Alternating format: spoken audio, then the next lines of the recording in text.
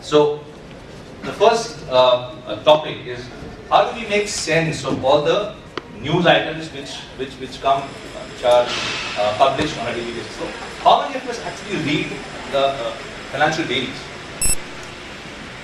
I do for sure, but how many of us? Honest answer. I mean, honest confession. All right. So we read about the U.S. financial crisis, the new governor is getting appointed, the country's growth rate is slowing. There was recently an article about the RBI periodically publishes and it announces its policy rates. All right. So when is the next policy rate announcement by the RBI? Any guesses? And it's a chocolate question, so. Take a guess. Why is this? December. Okay, December. That's close enough. Giving up chocolate, please. Clapping. Tell your name. Thank you, Tam. Yeah, so it is December 18th, right? Why is this date relevant? Why is it that we, as professionals, wait for the RBI policies to come, and what impact do these kind of policies have in our investment lives, in our life and our investments? I'll talk about some macroeconomic factors which affect markets and therefore our investment decisions. Central bank policies, and okay, so all this stuff is not any bookish knowledge. It's top of my head what I could think of. So you'll have to pardon the lack of maybe academic terms, right? So central bank policies, GDP growth rates, interest rate situations. So if the interest rate in the economy is down, is low, is it good or is it bad? Is it good for the equity markets or is it bad for the equity markets?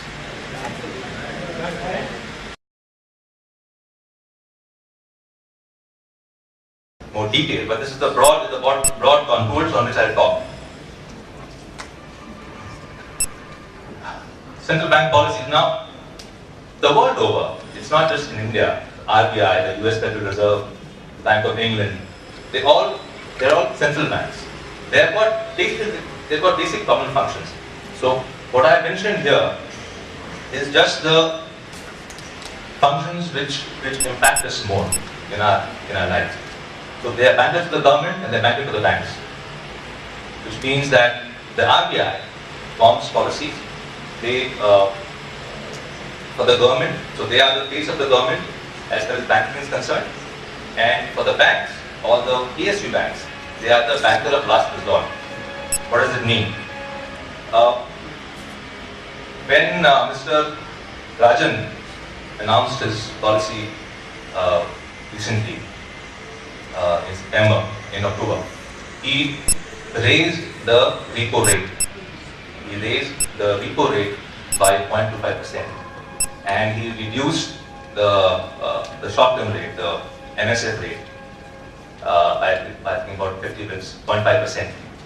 So when he raised the repo rate, what is a repo rate first of all? Anybody? 6.50.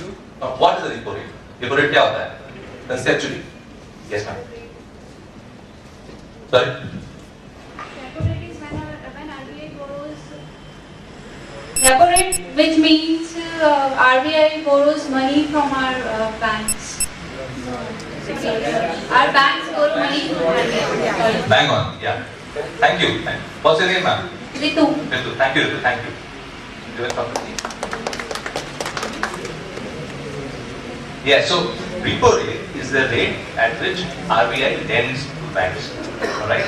So when Raghuram Rajan raised the rate, he raised the repo rate, he was signaling a high interest economy. His objective was that since the inflation in our country is going up, it is trending up. Hence, to contain inflation, I will raise the interest rate so that consumption goes down. We discussed about 5 minutes back that if the rates are low, consumption goes up or low? Up, high, right? So if the rates are high, it will hopefully lower consumption. This is the working hypothesis. So that's the here's one policy action. We'll now get our borrowing rates might go up. So this one action will have a direct impact in our lives. They can raise or lower interest rates. The central banks give direction to the export import policy of the country by coming out with circulars to govern foreign inflow and outflow. Again, I'll come back to Mr. Rajan. He joined on 5th September. On about 10th or 11th, he came out with the FCNR swap facility. He said that the banks can give their dollars to RBI and RBI will give them rupees. I'll not get into the technical details, but what he was trying to do was lower the cost of borrowing for banks. Alright? And also to augment our country's dollar reserves. Okay? Why would we do that? Why would augmenting our dollar reserves help the country? Yeah. You've already answered one, so you've already got a chocolate. Anybody else? From the back. Okay. Increases the financial status of the country. It means the more is the dollar, the better is the financial position of the nation. Okay, that's one answer. What else? Okay. So foreign determine the financial strength of the country, or any country. So the Indian foreign reserve is up to 391 billion. So you compare to procure more and more imports. Strengthening the financial position as well as physical imports. Okay. Any other answer? So that's partly correct. There was a gentleman there. Yes. Yes. Foreign exchange will be increased. No. Yeah, that will go up. But why? Why is it important? Because there will be more import and export activities. There's a lady there at the end.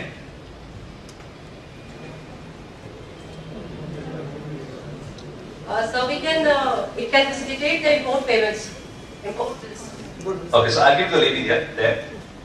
What's your name, ma'am? Anindita. Anindita. Thank you so much for the answer. Yes, you're all partly correct.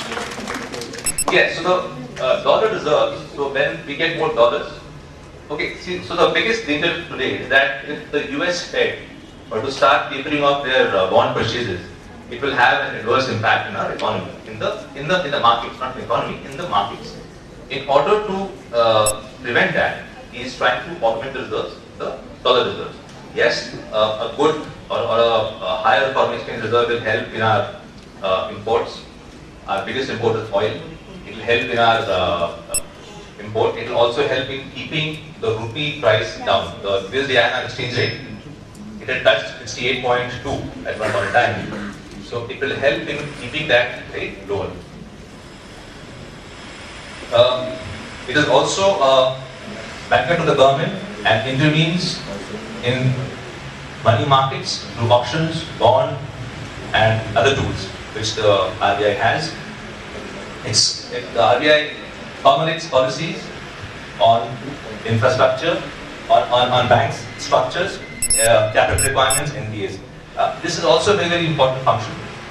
RBI is basically a bank's regulator as well.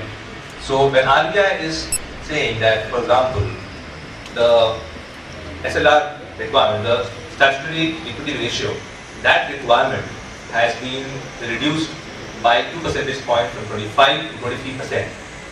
That's what they did about a year back. So what impact? So if the banks have to keep less money with RBI, if an SBI or a Bank of Baroda or an Indian bank has to keep less money with RBI, what does it mean for us as consumers, as people?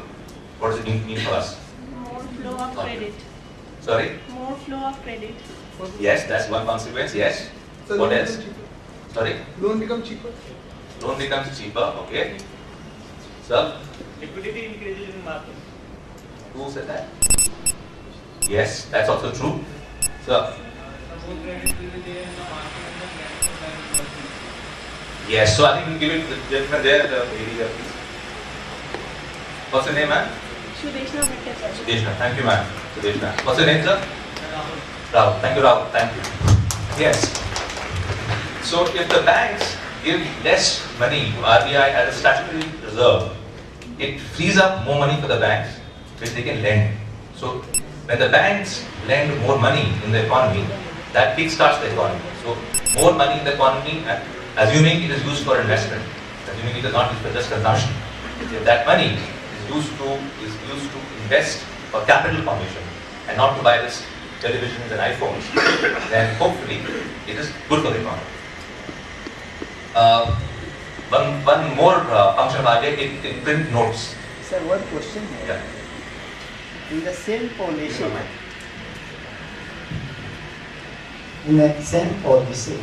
it has increased repo rate, reduced the SLR. Interest cost means increasing repo rate indirectly helping out to increase the interest, and credit flow it's one to increase. So What's the question? yeah, so it shows is there was need of means looking like a liquidity establishment in the economy, because if there is high interest rate it want to build up. So it comes like already there was liquidity. So you're saying Money that changing. RBI increased the repo rate, it decreased SLR. Why this contrary action? Is that a question? Okay. SLR and repo rate. So the time taken for both these policy actions to translate into the real economy is different. Okay. Reducing SLR will have an immediate impact on the bank's balance sheets. Okay. So the time taken for that action to translate into actual lending is much shorter. Repo rate translation happens after lag effect. So that lag is much higher.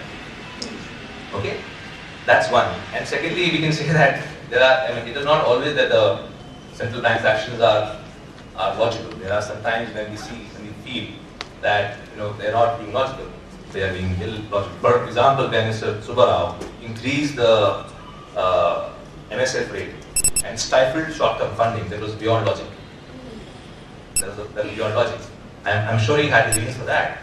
Yeah, but when Mr. Rajan joined back, the first thing he did was to reduce, downplay that, to undo that.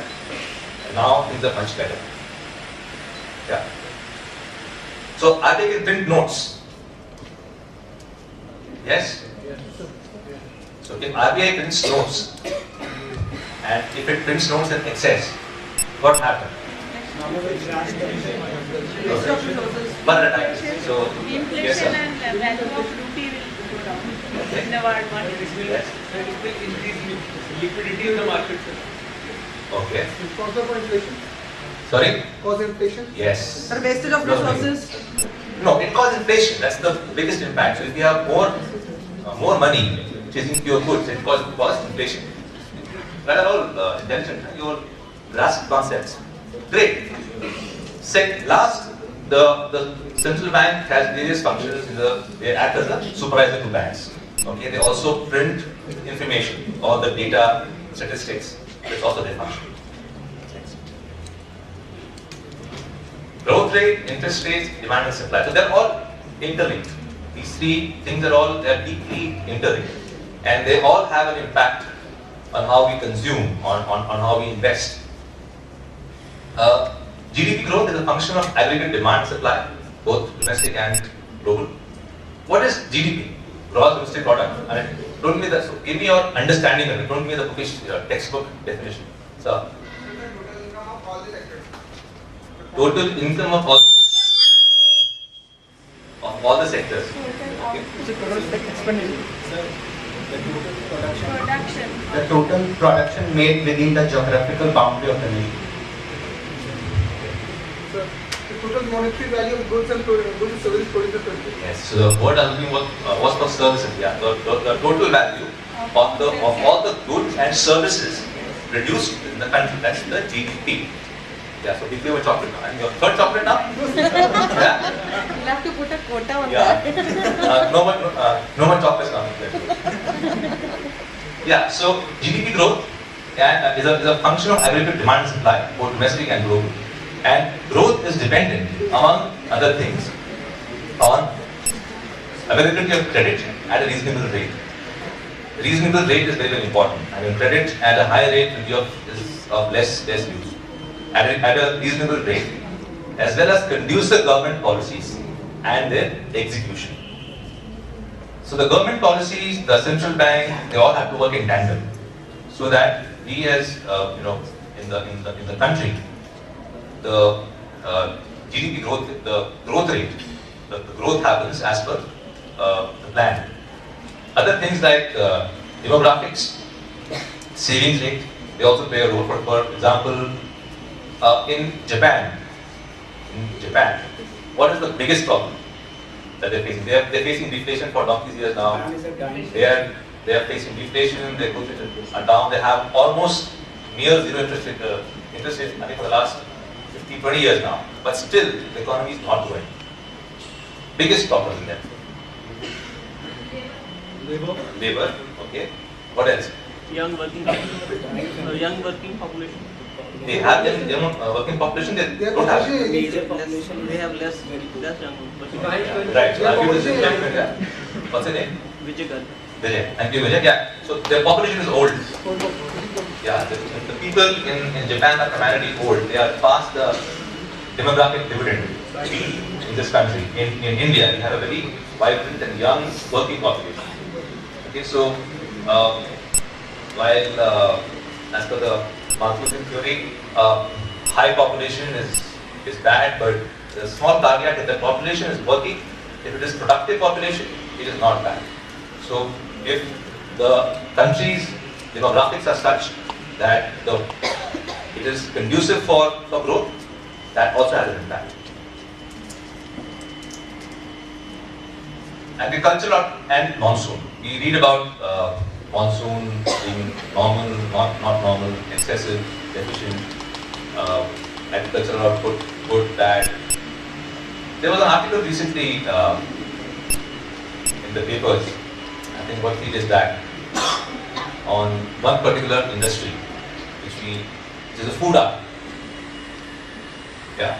So, and it is linked to agriculture. So, who can tell me? There's a lot of noise about that industry. Volunteers, no more volunteers. Passing of the food bill. Sorry? Regarding the passing of the food bill and its some limitations and all that. Okay. And the light blue shirt, sir.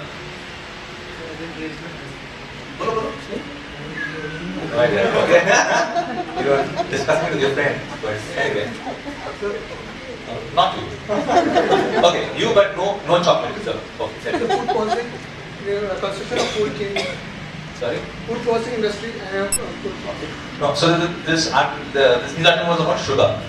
The government was considering giving incentives to sugar mills, and there was a huge noise around it. So, while good monsoon is a key ingredient for adequate agricultural output, it is by no means the only factor. While in a country we normally depend on the monsoons for a good crop, but increasingly there are other factors which also come into play. Government subsidies. We had this huge debate on the food bill about, I think, 3 years back. Mr. Chidambaram did a loan write-off. 60,000 crores worth of loans were written off for the farmers. Yeah, minimum support prices and big policies. So the government, in a way, sets the floor. So when farmers have to go and sell the produce in the market, the government gives a minimum support price at which it will buy those that produce. Prices of other inputs like diesel, fertilizers. So all these things, the government gives subsidies. For example, farmers in our country, I don't think so they get the diesel is subsidized. They get at subsidized rates. Fertilizers, the government gives incentives. So all these factors add. Okay, they all contribute towards getting a good or a bad crop. Right? How does it? What impact does it have? So if we have a good crop, if we have a good output, is it good for the markets? Good debt equity, or is it bad for the markets? Good. Increase the demand for it. It's good for the markets. Yes. Why? So they more and more money. No, Kit Kat, but yes, why? Why do you think it will build? Income can be generated from that. No, I'm asking that fix better. Yes. Yes, sir. Income is generated for that. Right. Contribute to the GDP of the Okay, so I'll give that. Yes. So if the output is there, if we have a good crop, it sets up a virtuous cycle. Okay, because increasingly, if you notice, if you read in the papers, increasingly the consumption is of your FMCG goods, your televisions, your two-wheelers, detergents, soaps. They are being consumed increasingly by the rural population. All right, and farming is the chief source of income for people living in rural areas. So if we have a good crop, they get more money in their hands. The consumption in the country picks up, which in turn sets up a virtuous cycle. Alright? So if people are buying more televisions, they're buying more tractors, they're buying more cell phones, two-wheelers. So two-wheelers, tractors, which industry will get a boost? Tractors. No, so if they're buying tractors and two-wheelers, more cars, what impact, which industries, which core industries will get impacted? Automobile, they're buying. Banking. What else? FMCG, yes. What else? Manufacturing. Manufacturing of iron steel. So, if people are buying more automobiles and two-wheelers, it will start a virtuous cycle. There will be a backward effect, right? Iron, steel, they will get a boost.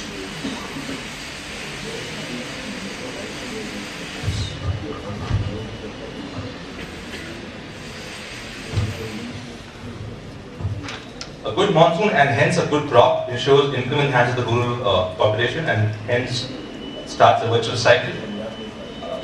As a professional, I would think that all the steel companies, ITC, Nestle, they have a good impact and their share prices might go up. Simple, direct gradation. Okay, food inflation is a key component. When we say that our inflation is going up, we are having high inflation. Food inflation, food is a very key component in that entire basket. Okay, and a good crop ensures that inflation is kept in check. Now, the prices could be going up because of other factors as well. Okay? It could be supply chain issues, it could be storage issues. But production of food items ensures that stays under check. Political landscape. The government is a major player, and they are the ones who formulate policies, they are the ones who are responsible for the policy execution. When it comes to finance, when it comes to law, they have various regulatory bodies through which they do these functions. We have RBI, Reserve Bank of India, Securities and Exchange Board of India, Telecom Regulatory Authority of India, IRDA is for insurance, CAP is Company Law Board. So all these bodies, they are the ones who formulate and then execute policy. So for example, the recent policy announcement by IRDA, insurance body, they've been very active in trying to curb the malpractices in the industry which are around mis-selling and giving wrong commitments to clients. Okay, they've been very active. SEBI, the SEBI board has been very active in trying to make the entire process of investment very transparent. There have been a lot of news in the papers about SEBI and Mr. Roy.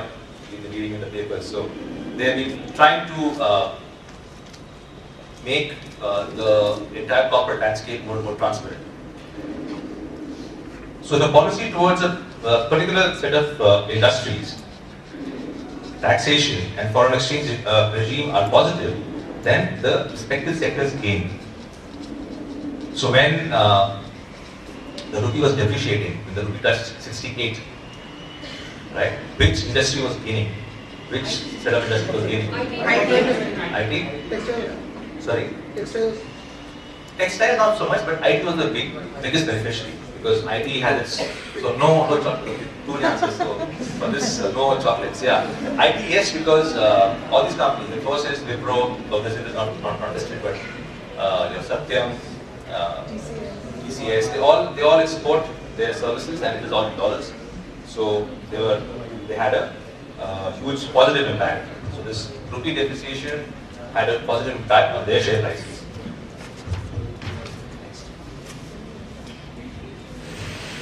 How is the impact felt? Equity, debt, and currency markets, they react to the news in the short term, and I'll be showing you graphs. I have some graphs that I brought, which will really demonstrate, there are data points of how each news event triggered what kind of reaction in the market. Yeah, so in the short term, of course, news items have an impact on the markets. But in the long term, though, the fundamentals of asset class play out. So there's a graph for that as well. So in the long term, if you had invested in the stock market in 1979, 1990, in the index, okay, you would have made and stayed invested and not panicked. You would have stayed invested. Your money would have become at least 4 times from 2000 till now. Yeah. But the trick is to stay invested. So we'll talk more about that as we go along. Our consumption and investment behavior changes. Our consumption and investment behavior will change basis what we see and hear around us. So if the interest rates in the economy are up, I come back to interest rates again and again, it's a very important factor. So if the interest rates in the economy are high, will we consume less or will we consume more? Consume less. Less? I think we consume more. Why less? Less? Who says less? You all say less. Yeah, we'll consume less because we will not be able to. Sorry? Our behavior regarding purchasing is changed. Yes, we consume less because we will not be able to buy that stuff, because generally our buying happens on borrowed money. When I say borrowed money, I don't mean borrowing money in excess. I mean simple things like a phone. I mean, we normally in our age group we normally consume things like phone, laptops, iPads, all those things. So we consume less. Okay, and typically if you were to meet people from the brown goods and the white goods industry, washing machines, refrigerators, televisions, they are generally bought on EMI schemes, right? So if the rates are high, you consume less, and vice versa, So I'll now try and link up various events with the markets, and then I'll show you certain graphs which will clearly demonstrate that this actually happened. Okay, so these are just random. I haven't gone too far back in time. I've just taken the most recent events because we're all young people here. So the credit crisis, it started with BNP Bank, BNP Paribas. They could not, they had to suspend their funds due to lack of liquidity. That's when it all started. That's when the entire, when the symptoms started. Okay, that's when the headache started. And we'll see as we go along that from that date onwards, the global markets, there was a sell-off. The S&P fell. The S&P index in America fell. November 28, US says that it will inject another 800 billion as stimulus. As Professor Rashad was saying in the morning, that all this is the stock market is not the real economy, and infusing liquidity. The Fed makes an announcement and the markets go up. That's how it is. So in November 2008, they said that they will be infusing liquidity, and the markets went up. In India, Mr. Pranab Mukherjee, he announced his own stimulus package. Okay, and we'll see from the graphs that in March 2009, the markets bottomed out, then they rose, which was a direct result of his announcements of our own stimulus package.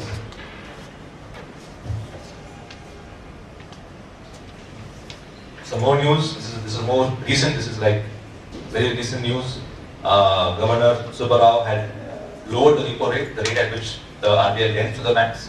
He had lowered the rate, and hence the markets rallied.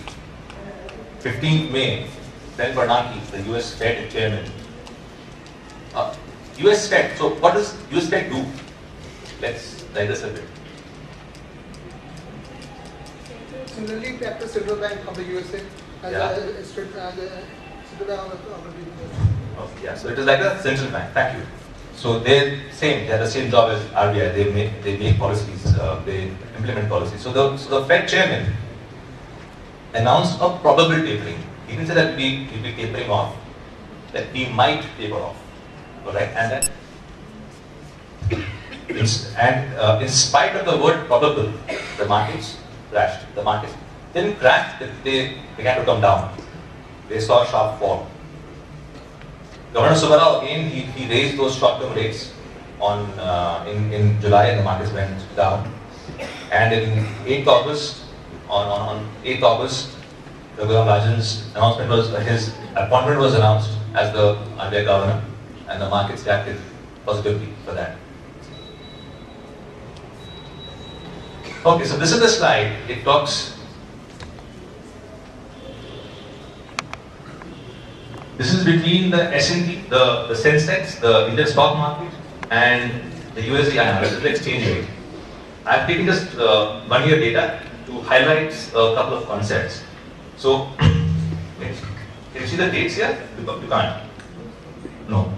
So, this is 17th May 2013. This is 23rd July 2013, 20th August. The white line is the Sensex, and the yellow line is the USD INR chart. If you see, I have given these ovals. So, in all these points, when the market went down, the rupee was at its peak. On 28th August, it was at its peak. After which, when Raghuram Rajan said that he will be taking some actions towards the USD situation, is when the rupee began to come down, and has been stable since then. It is less volatile, let me put it this way. It is not as volatile as it was then. Similarly, the Sensex, the equity market, also recovered. There was a sharp recovery. Yes. My point is that all these things they have a correlation, right? So whatever the government does, whatever the central bank does, has a direct impact in our lives.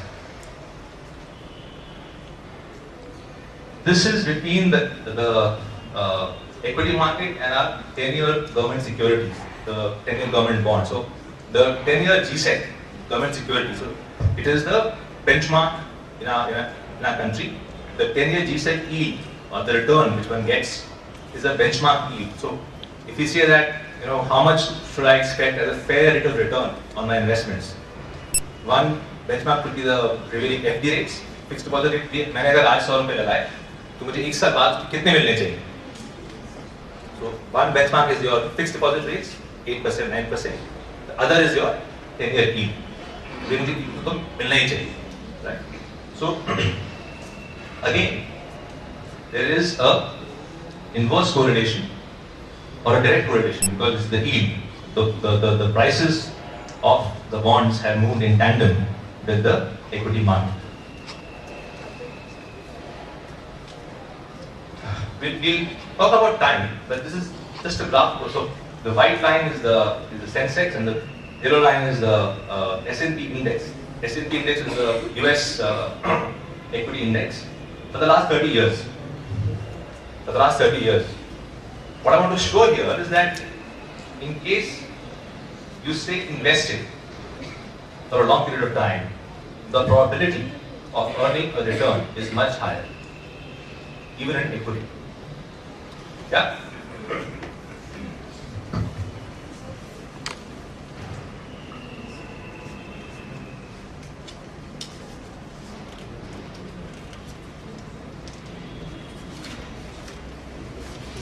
Okay, so this is about what happens, what possible impact the government actions, the other actions can have on our lives. I'll talk more about investments now, and I'll talk about basic stuff. Nothing very esoteric, nothing very complicated or complex. Basic questions to answer. So when you think of any investment option,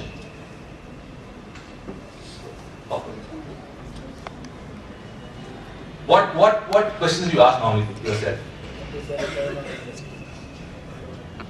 Kitna, matlab, if I have to invest somewhere, supposing I'm thinking of buying a property, I've got 10 options. I've got property, gold. What questions will I ask myself? Okay, I at least see the slide, but anyway, yeah. Rate of return, what else? The time. How much time it will require? Give the game away, okay. Anyway. Yeah, simple questions. What is my return expectation? How much do I intend to make? Level of risk, yes. How much risk am I willing to take? Okay. What is my time horizon? 1 year, 2 years, 6 months, 1 day, 1 week. And do I have any liquidity requirements? So if I invest rupees 100, do I need out of rupees 20 out of that in the next 1 year? Or rupees 30 out of that in the next 1 week? Yeah.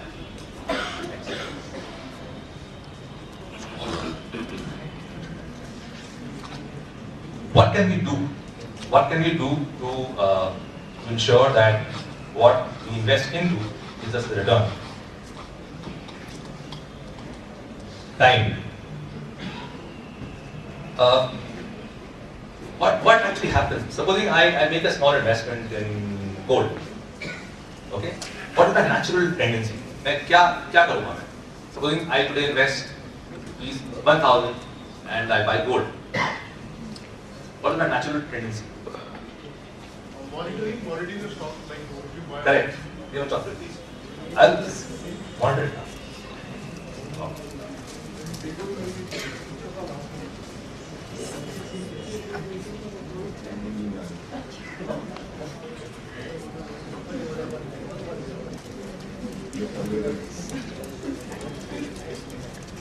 I'll monitor it, okay, every day. Yeah. All my investment decisions should be backed by due diligence and research. I should do my bit of reading. Okay. And 2 emotions, greed and fear. Lalach or dar is what rules the equity markets, the debt market, all kind of investments.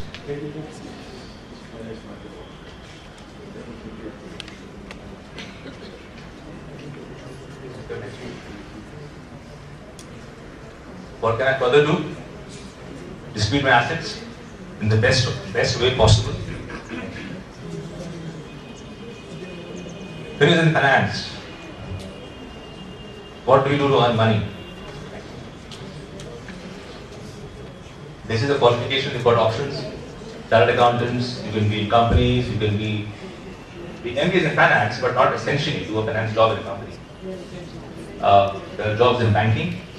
Yeah.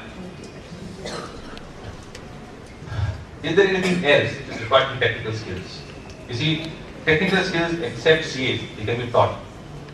CAs, of course, you have to learn it over a period of time and you have to practice it. But apart from that, if you're in a bank, if you're in a company, what other skills are required? They're like softer skills. These skills can be learned over a period of time. Yeah? And they have to be either self-learned or can be taught. But it takes more time. Attitude, willingness to work hard. As Sir just mentioned, you have to be dedicated. We spoke about ethics. All those things combine to give you a good career and to be a successful professional. Thank you. Thank you. Thank you.